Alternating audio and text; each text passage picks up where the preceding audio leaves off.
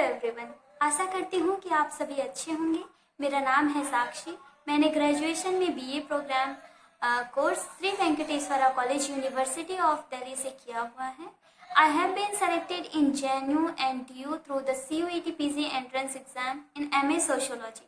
तो आज मैं आप सभी को बताने वाली हूँ कि मेरी CUET PG प्रिपरेशन की स्ट्रेटेजी क्या रही है और मैंने कैसे इसके लिए प्रिपेयर किया हुआ है।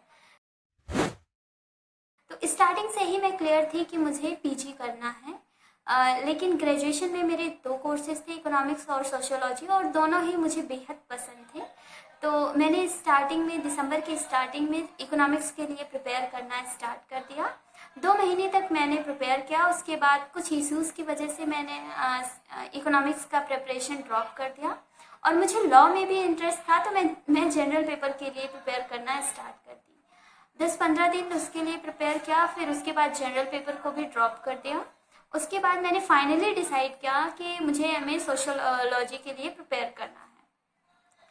फिर उस टाइम स्टार्टिंग में मैं भी कंफ्यूज थी कि क्या पढ़ना है, कितना पढ़ना है और किस चीज़ को कौन से स्टडी मटेरियल को रेफ़र करना है। तो मैंने अपने टीचर्स से बात की और मेरे एक सीनियर थे, मैंने उनसे भी बात की कि भैया कौन से रिसोर्सेज मुझे रेफ़र करने हैं। तो उन सभी से बात करने के बाद मुझे ये पता चला कि इग्नू मटेरियल को मैं प्रेफर कर सकती हूँ और जितना भी पॉसिबल हो नेट PYQs को मैं सॉल्व कर सकती हूँ। क्योंकि मेरे पास टाइम बहुत कम था और CUET PG सिलेबस की हर टॉपिक को इग्नू से पढ़ना, नोट्स बनाना और फिर उसके बाद नेट PYQs सॉल्व करना पॉसिबल नहीं था, क्योंकि नियरली मेरे पास 2 मंथ ही बचे हुए थे। तो मुझे एजिंग सोशियोलॉजी यूट्यूब चैनल के बारे में पता चला। मैं छोटी सी स्टोरी शेयर करूँगी कि मुझे ये चैनल के बारे में कैसे पता चला। तो मैं बेरसराय गई हुई थी और वहाँ पे बुक्स परचेज़ करने के लिए गई हुई थी। तो वहाँ पे मुझे 2 PhD स्कॉलर्स मिले जो भैया थे, उनसे मैंने बात की और उनके साथ ही मैं JNU कैंपस में गई। वहाँ पे मुझे एक भैया मिले और उनसे मेरा इंट्रोडक्शन हुआ। तो उन्होंने मुझे रिकमेंड किया कि एजिंग सोशियोलॉजी एक ऐप है और वहाँ का कंटेंट बहुत ही अच्छा है, एक बार तुम उसे ट्राई करके देखना। मैं घर आई और यूट्यूब चैनल पे मैंने वीडियोस सर्च किए। उसके बाद मुझे टेलीग्राम चैनल का लिंक मिला। मैं डायरेक्टली टेलीग्राम चैनल पे गई। वहाँ पे एक मुझे मैसेज पोस्ट किया गया था भैया के साइड से कि जो भी नेट मेंटरशिप प्रोग्राम में ज्वाइन करना चाहते हैं उस पर कमेंट करें। मुझे नहीं पता था कि ये नेट के लिए है या CUET PG के लिए है, तो मैंने डायरेक्टली उस पर कमेंट कर दिया कि आई एम इंटरेस्टेड। 2-3 मिनट बाद भैया का मेरे पास एक मैसेज आता है कि आप तो मेंटरशिप प्रोग्राम के लिए बहुत ही ज़्यादा लेट हो गए हो। मैं भैया से रिक्वेस्ट करती हूँ कि भैया प्लीज़ मुझे ग्रुप में ऐड कर दीजिए, मैं अपना बेस्ट दूँगी। फिर उसके बाद भैया बोलते हैं कि लेकिन एक शर्त पे मैं तुम्हें कुछ टास्क देता हूँ 3-4 दिन में, वो मुझे अगर आप कंप्लीट करके दोगे तभी मैं आपको ग्रुप में ऐड कर सकता हूँ। तो लास्ट क्वेश्चन मैं भैया से पूछती हूँ, भैया इज़ इट पॉसिबल कि मैं अगर 2 ही महीने बचे हुए हैं अगर मैं इसमें अपना बेस्ट दूँ? तो भैया ने बोला कि yes is it possible but little bit challenging. अगर तुम एक प्रॉपर स्ट्रेटजी फॉलो करती हो तो then of course you can do. मेरे को थोड़ा सा भरोसा हुआ कि ठीक है भाई, देखते हैं, एक बार इसे भी ट्राई करके देख लेते हैं। मैंने वो टास्क कंप्लीट किया और फिर भैया ने मुझे मेंटोरशिप ग्रुप में ऐड कर दिया।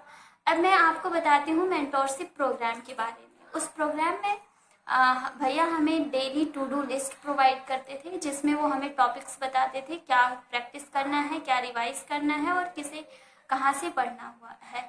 वो इतने स्ट्रेटेजिकली डिज़ाइन किया हुआ था भैया ने, जिससे हम पूरे सिलेबस को बहुत कम टाइम में कवर कर सकते थे और मल्टीपल रिवीजन कर सकते थे। इसके साथ ही MCQs की प्रैक्टिस भी बहुत ज़्यादा कर सकते थे। इसके साथ ही मेंटोरशिप प्रोग्राम में वीकली मीटिंग्स होती थी जिसमें भैया हमारे डाउट सॉल्व करते थे और मोस्ट इम्पॉर्टेंट हमें इमोशनल सपोर्ट सबसे ज़्यादा प्रोवाइड करते थे, क्योंकि हर किसी के डाउट होते थे, होगा या नहीं होगा, क्या पढ़ना है, कैसे पढ़ना है, बहुत सारे डाउट्स होते थे। तो मीटिंग के बाद ही बहुत ही ज़्यादा कॉन्फिडेंस फील होता था और मेरे लिए तो स्पेशली वो एक स्ट्रेस रिलीविंग मेडिसिन की तरह था। तो येस ऑफ कोर्स उसमें जो हैंड होल्डिंग सपोर्ट उन्होंने प्रोवाइड किया था इट वाज रियली इनक्रेडिबल। इसके साथ ही भैया हर टाइम टेलीग्राम पर अवेलेबल रहते थे, जो भी किसी के डाउट्स होते थे वो वहाँ पे पर्सनली पूछ सकता था। अब मैं आपको बताने वाली हूँ कि मैंने क्या क्या किया हुआ था। तो सबसे पहले एजिंग सोशियोलॉजी के जितने भी यूट्यूब पे वीडियोस थे, मैंने उन वीडियोस को 2 बार देखा था। इसके बाद मैंने टेलीग्राम चैनल पे जितने भी सिलेबस से रिलेटेड नोट्स अवेलेबल थे, मैंने सारे नोट्स को प्रिंट आउट करा के एक हैवी सा बंडल बना लिया था और उसी नोट्स को मैंने 6 से 7 बार रिवाइज किया हुआ था। इसके साथ ही topic wise ageing Telegram MCQ channel पे MCQs थे, तो उन सभी MCQs को मैंने सॉल्व किया था और उसे 2 बार रिवाइज किया था। इसके अलावा भैया का एक एजिंग सोशियोलॉजी ऐप है जहाँ पर भैया ने टॉपिक वाइज MCQs भी अवेलेबल करवाए हैं और उसके साथ नेट PYQs के और CUET PG previous year questions available थे, उसको मैंने सॉल्व किया था। मैंने उन ऐप पे PYQs के एक्सप्लेनेशन को 3 से 4 बार रिवाइज किया हुआ था।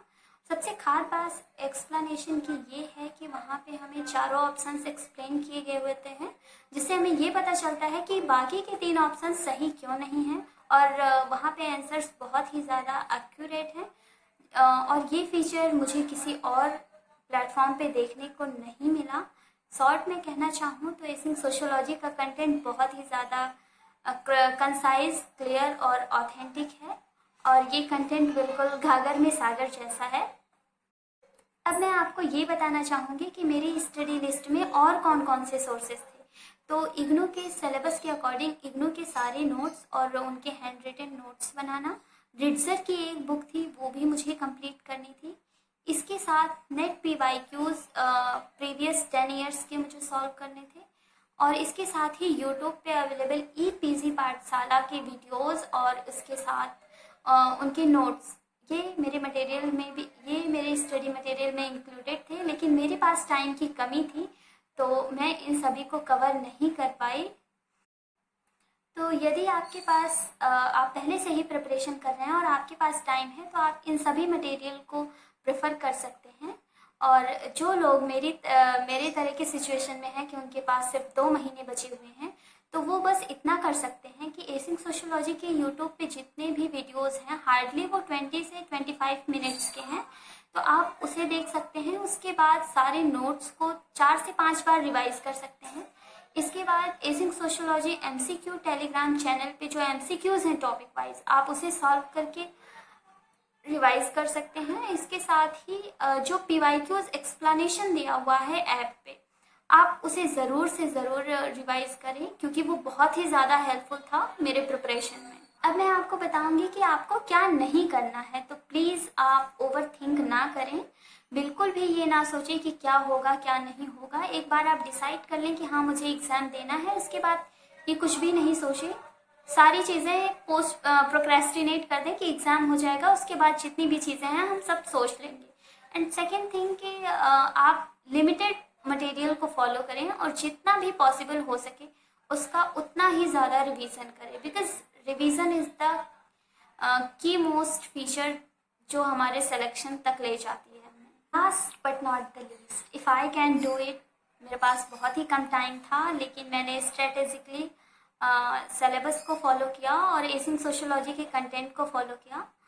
इससे मेरा CUET PG बहुत अच्छे मार्क्स इस कोर्स से क्लियर हो गया और मुझे JNU में एडमिशन मिल गया। If I can do it then you can of course do it. तो work consistently with all your efforts and have confidence in yourself. Seat is waiting for you, campus is waiting for you, and most importantly, your future self is waiting for you. To all the future CUET PG students, best of luck.